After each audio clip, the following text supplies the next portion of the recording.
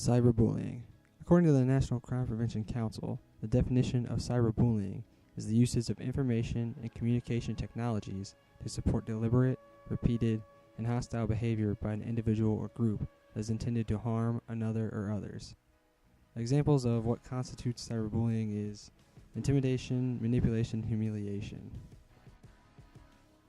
Cyberbullying shows up in today's society through email, chat rooms, text messages, blogs, social networking sites like Facebook and MySpace, and Twitter. Just like bullying in person, cyberbullying has a negative emotional consequence for both the victim and the bully. There are some things that can make cyberbullying more serious. Because the bully cannot see the victim and may be hiding behind an online persona, the cyberbully may be much meaner than he or she would be in person. They may use fake names or pretend to be someone else, so the victim doesn't know who is attacking him or her, which can be more frightening. Cyberbullying can reach a teen through a cell phone or the computer at any time of the day or night, even at home.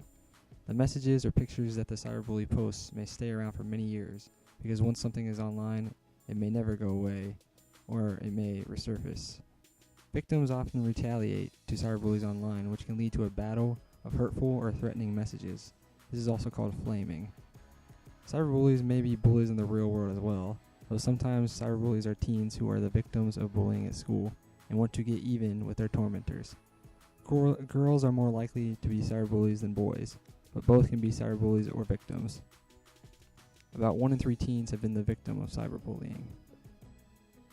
Cyberbullying has just as many negative emotional effects as bullying. Some researchers say more.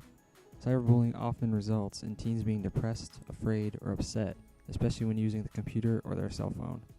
Teens may not want to tell their parents if they are the victim of cyberbullying because their internet or cell phone access is very important to them and they don't want to lose it. Teens who have been the victims or perpetrators of cyberbullying may be at increased risk for depression or teen suicide and may need counseling to overcome the harmful effects of cyberbullying.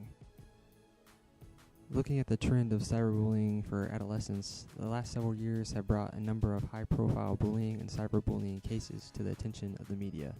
The severity of the incidents has generated speculation that the prevalence of victimization between children and teens has increased. Despite the media frenzy around events such as school shootings, suicides, and filmed beatings on YouTube, there is no definitive evidence that bullying is on the rise. More research studies that consider rates of bullying over time are needed. Though researchers say that more studies of bullying over time are needed for a definitive answer, it seems that cyberbullying is on the rise from the numerous incidents we see and hear through the media. Factors that many people believe are the reason it is rising are a lack of parental supervision, which may also increase the child's vulnerability to bully or be bullied, as well as the addition of cyberbullying as a new, easy, and round-the-clock place to bully. In the last 5 years, there has been a change in the trend of cyberbullying, since there is greater awareness of it, which probably is due to higher reporting rates by students. A number of organizations are in coalition to provide awareness, protection, and recourse for the escalating problem. Some aim to inform and provide measures to avoid, as well as effectively terminate, cyberbullying. Anti-Bullying Charity Act launched the Cyberkind campaign in 2009 to promote positive internet usage. The United States government attempted to pass legislation against cyberbullying. Few states attempted to pass broad sanctions in an effort to prohibit cyberbullying. The problem they found was how to define cyberbullying and if charges are pressed, whether it violates the bully's freedom of speech. In my opinion, I don't believe that cyberbullying has gotten worse than it was in the past. I think it has just gotten more emphasis put on it because of all the social networking sites we have. Now everyone can see what people are posting on these sites and it is just out there. Before Facebook and Twitter were popular, there were probably just as many incidents of cyberbullying, but it was not out in the limelight, meaning there was no one really looking at it. My opinion towards this does not change the fact that cyberbullying has had a huge impact on adolescent culture today. We see this through the negative emotional effects it has on adolescents.